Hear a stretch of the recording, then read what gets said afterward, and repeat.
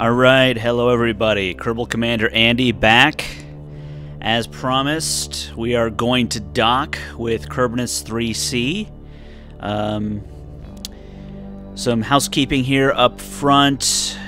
I am on vacation as this is airing, so might be a little while before another one of these videos comes up, but hopefully this one will tide you over. My intersection there, as you can see, is getting closer, and I'm slowing down time here. I'm catching up to it. I am in Kerbinus IV, the new Kerbinus IV design, with Jeb as the pilot there, which is great. I'm very happy. I'm glad that Jeb is living his dream. I'm glad I could give that to him. And I'm trying to make a little orbital adjustment here to try to catch the get a little closer to Kerbinus III, so that you know, when I catch up to it, it's actually, you know, because right now I guess what I'm trying to say is right now I am my orbit is inside of Kerbinus III by about, you know, probably 10,000 meters, which is pretty far. For what I'm trying to do here. So I'm trying to get it a little bit closer right now so that I have, you know, less distance to go when I do catch up to it. So I'm going to sort of give up a little bit of speed here so that I can get up to it soon. You can see I just made a little adjustment there.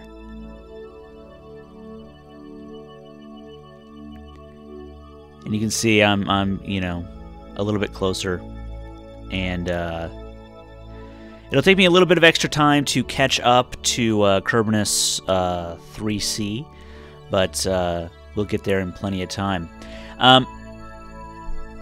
You know, there we go. See, I'll have a very close intersection there. So I'm speeding up time now, and we're going to catch up to him. Jeb is again, this is all sort of post-commentary, so this has all already happened. Jeb is still safe, for now, as far as I know. You know, for whatever reason, you don't have to give the Kerbals food or oxygen. I thought they sort of, you know, breathed. It sounds like they're breathing anyways, but, you know, they're not asking for any food. They feed me, but they're not asking me for any food, which are asking, you know, they're not asking for any food for themselves.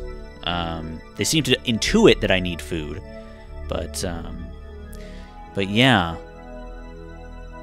I've never seen one of them eat, which I don't know. Maybe that's a cultural thing. Maybe it's like they don't want me to watch them eat. Oh God, maybe they're cannibals.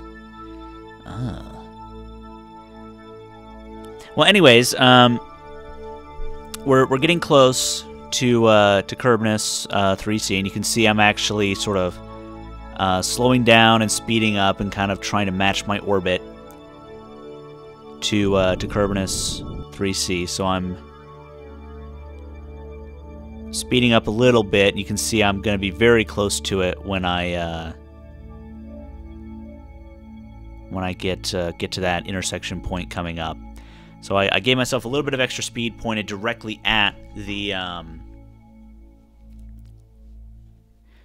Kerbinus III-C. Now I got to get ready because I got to stop my speed.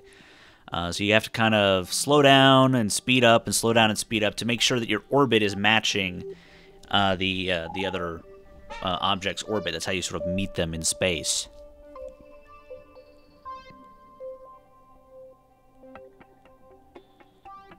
So I hope everyone's had a good week. I've had a pretty good week. Just sort of getting through, getting ready. I'm taking a trip. Getting ready to leave for South by Southwest in Austin right now. It's actually happening right now as I'm talking, but I'm going there for sort of the second half of the film festival. I don't know if I've mentioned this on this particular one before, but I have a sketch not a sketch show. I have a podcast about movies. Sorry, my Twitter's coming up, and someone said, "Hey, sketch something," and then I was like, "Oh, sketch. That's a word I need to say right now." That's not helpful. So you can see I've got an intersection point there, but you know, my blue line there is off kilter from where my green line is. So I'm gonna kind of stop right in front of it when I get to that intersection point. But to finish my thought from before, I have a podcast about movies, and we got press passes to South by Southwest. So we're heading down there. Myself and my co-host gonna go see a lot of movies, and you know, it's gonna be exhausting. It sounds dumb, but if you've never tried to watch a bunch of movies all in a row, it's really unbelievably exhausting. Like, you would think, oh, I'm just sitting around all day, no big deal. But you get to that point, and all of a sudden it's like, oh my god, I cannot move another inch. I'm so tired. So, you know, it depends on what kind of energy level you have. You really kind of got to prepare for it in a lot of ways. It helps if the movies are worth watching as well, or if there's one sort of at the end of the day that you're looking forward to. That helps a lot. But it just drains you. And it sounds so dumb when you say that to people, like, oh yeah, I watch movies all day, I'm so tired. And they're like, what the hell? You watched movies all day? I worked, I did things. I went out and I took care of children, or I went out and I went to the gym, or I worked all day, or I worked construction. What the hell is wrong with you watching movies all day? But I guarantee you, go to the local movie theater and try to watch 4 movies in a row, back to back. Don't leave the movie theater. Just go to different movies every single chance you get, and you will be so exhausted by the end of it. So you can see by you know, stopping basically in front of that, notice my target speed is now very low. That's the difference between my speed and my target speed. It's 0.3 meters per second. My orbit's kind of lined up. So now I'm pretty close. I'm about 500 meters away, which is good. Now, what I've learned doing this is that my real weakness at this point in my development in the game is this part. Getting close enough to the other object and then docking. This part that up to this point I'm total pro at. I think I could do this with the best of them. But it's this last little bit where it's like, ooh, I really kind of am screwing this up, aren't I? And we'll see how I do.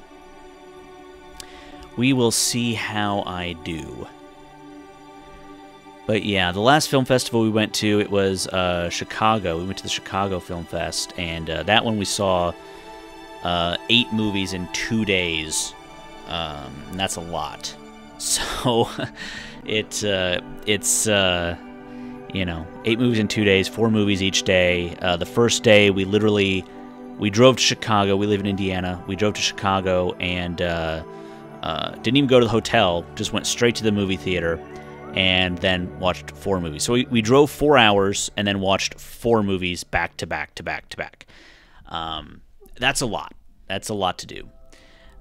But you know, that's we're doing it for this show. We like doing the podcast, and you know, it's fun. It's fun, and that's one of the perks. You get into cool stuff like film festivals for free.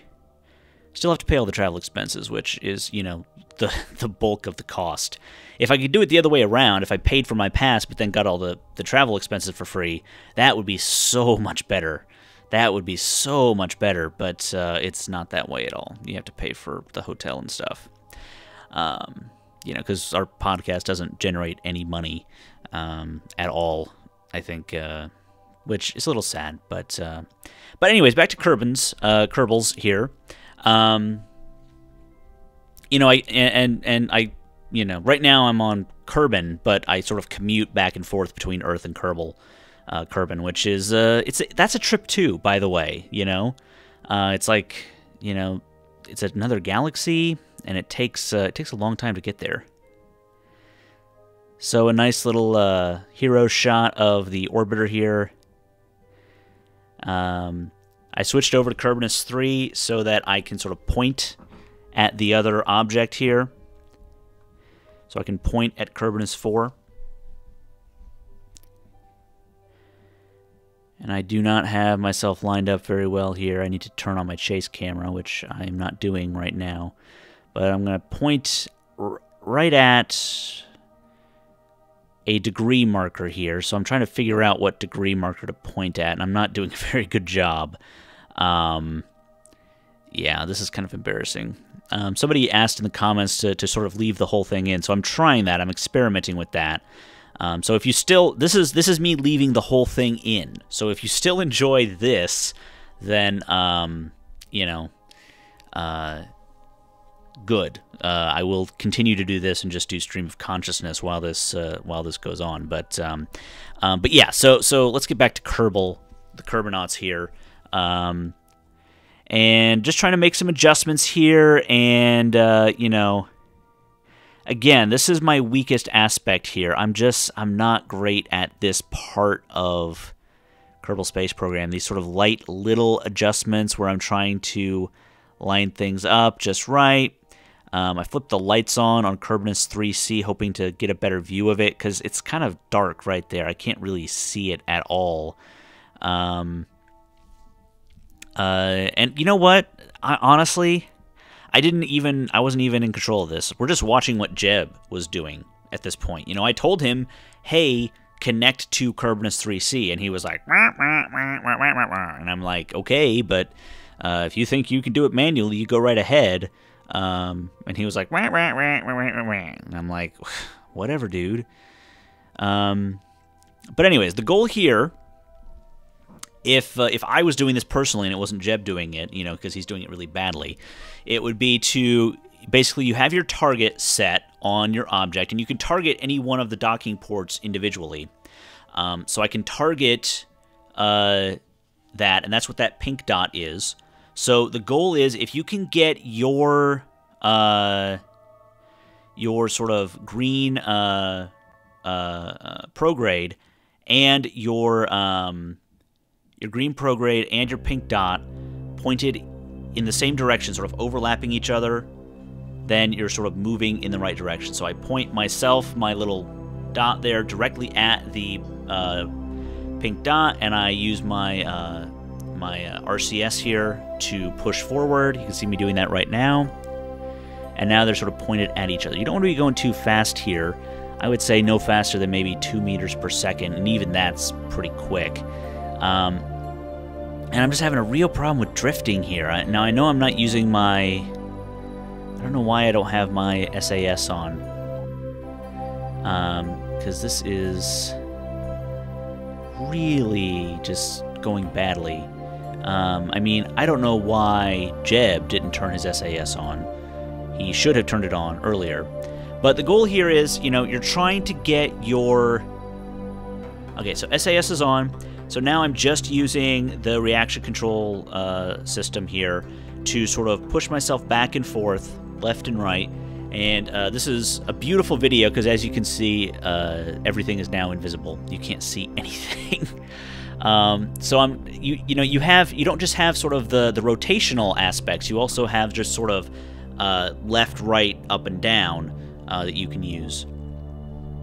And so, you know, I'm sort of using the up ones to sort of push myself up and the down ones to push myself down. And basically, I'm looking at that pink dot right there. And it's, you know, I'm passing it right now. I have to try to get that as stable as possible. Now, the problem is I can't see Kerbinus III-C, and it's kind of drifting around. So I'm getting very close to it. I'm less than 20 meters away.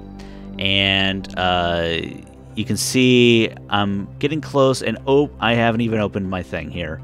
I mean, Jeb hasn't. It's Jeb's fault. It's always Jeb's fault. But I'm getting close here, and notice that it's drifting. Look at my pink dot. It is drifting, and I am about to just pass this thing by because I am not paying attention to the pink dot. I mean, Jeb. You know, and this is the sort of thing where Jeb could crash into the planet and die accidentally. But, you know, and I'm backing off here because, you know, I need another shot at this.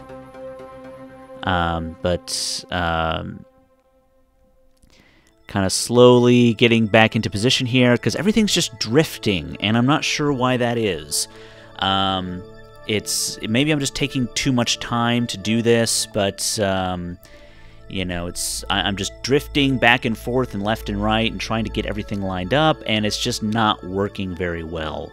I can't really figure out what I'm doing wrong, but I'm sort of pushing forward now, and my prograde is sort of off the edge a little bit, and my pink dot is not in the right place. I'm getting really close, and getting close, and then I realize I'm not in the right place. I'm way off. That's bad. So we gotta try this again. Again, this is me leaving everything in. So I hope you guys enjoy me leaving everything in. Please vote again if, as I expect, you would prefer that I cut out all of this annoying stuff where I screw up. So I need to sort of back up here and get back into position here, get a little closer. Trying this again, and again, my pink dot is way off here, and I can see it right now that I just bonked into it. But I might be partially connected here. Nope, I'm not. I'm not. So I gotta back off again, and now I've knocked Kerbinus III-C sort of out of orbit. Again, this is my weakest part of the game. And so now I'm trying to figure out, okay, if I just point at a different, you know, angle, will this be any easier?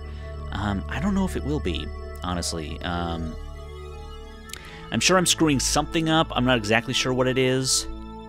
But yeah, you can see that, you know, this... I have a great view of the other, of Kerbinus 4 from Kerbinus 3 here. And honestly, at this point, I should have just, you know, used Kerbinus 3 as the, Kerbinus 3 is, you know, moving forward, because Kerbinus 4 is clearly the more stable craft, so it wouldn't drift as much. I will remember that the next time I try something like this, but we're almost 100 meters away, about 80 meters away, so I'm moving in now. And I know approximately how I'm supposed to be pointed here, so I'm sort of trying to point at the right angle and then do everything else with reaction control and just move left and right and up and down and just angle it.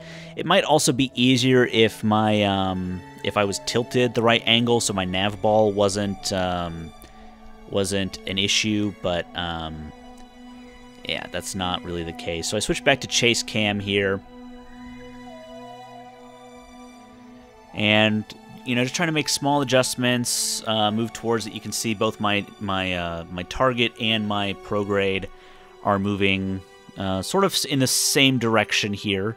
I'm moving towards it, and you got to be really patient with this, because there's definitely some issues here with you know, some of the controls here, because in space, you know, there's no friction. So if you start moving in one direction, you'll just keep moving in that direction.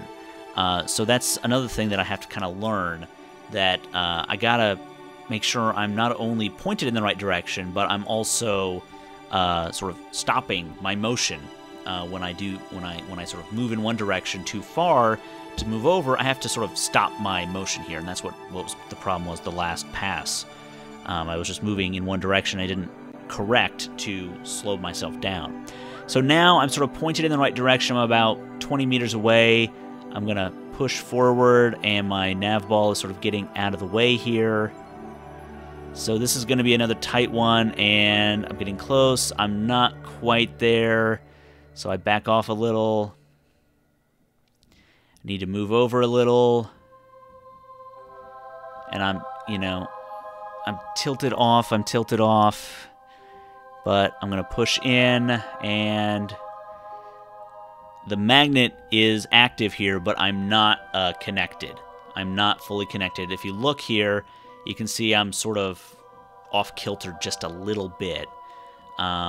So I'm trying to turn off the RCS and play with the SAS a little to get myself, figure out which angle I need to actually move in to get myself going. The SAS and the RCS are turned on Kerbinus III-C, so it's trying to correct as well because it's got this new piece hanging off the end of it. But boom, there we go. We are connected. All right, so that's step one. 20 minutes later, step one is complete. Now, I still have a good amount of monopropellant left, which I'm very happy about. I've got a decent amount of liquid fuel left. I've got 2 engines facing opposite directions, which is always fun. But now, I gotta get Jeb into the item there, into the crew container. So I'm trying to figure out where the hatches are here so that Jeb can get there safely. Because, you know, if Jeb tumbled down to the Mun and died, that would be terrible. And I mean that, guys. I totally mean that. I do not want Jeb to tumble to his death. I would not cackle if that happened. You would not hear me laughing. You would not hear me cheering. Yeah. So pop out of there, Jeb. And now Jeb's kind of on his own. Let's see how he does. Ooh, he is tumbling. Yeah, controls in space for the crew are a little weird. They don't really... They don't make a lot of sense to me. But, again, the trick is make very light adjustments. If you hold down that button for more than a second, you're off in the weeds, more accurately off in space. So yeah, so Jeb is using way too much RCS right now, and he's gonna fly off into the world. See, whoop, slow down, Jeb, slow down. Okay, he's backing up. Okay, we definitely want Jeb to live. Again, I don't want him to suffer any horrible casualty that would ensure my position as Kerbal Commander. So he is, again, you sort of touch the control and then it points in a different direction. It's like, no, I just want to move back in that direction, guys. So Jeb is floating away. Yeah. Stop doing that, Jeb. Just point at the thing.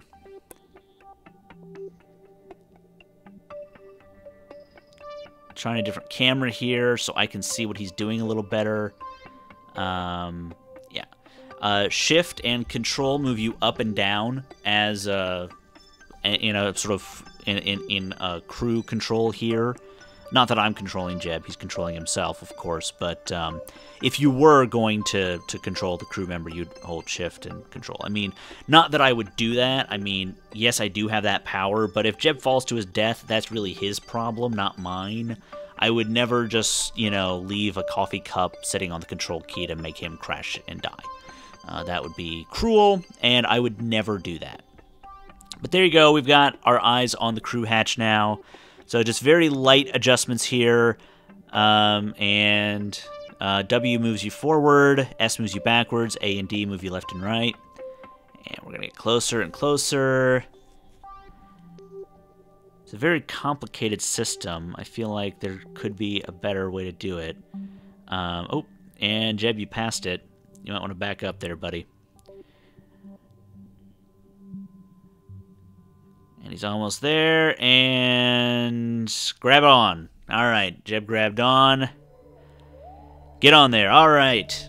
We're all done. Mission accomplished. We now have a Kerbal who is on our moon base.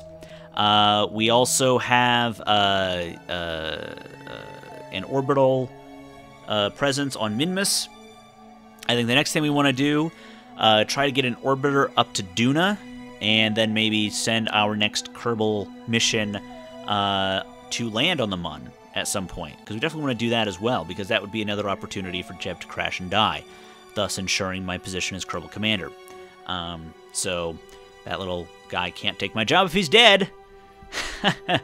But of course I would never hurt Jeb. I would never want to do that, because he's a great pilot. You know what? And that's where he should stay. He should be a pilot. I think that's what's best for him. So check out my other series, guys. Like and subscribe, and we're going to get out of here. I hope you enjoy the video, and we're going to extend our solar panels here. But otherwise, have a nice week, and thank you guys for watching.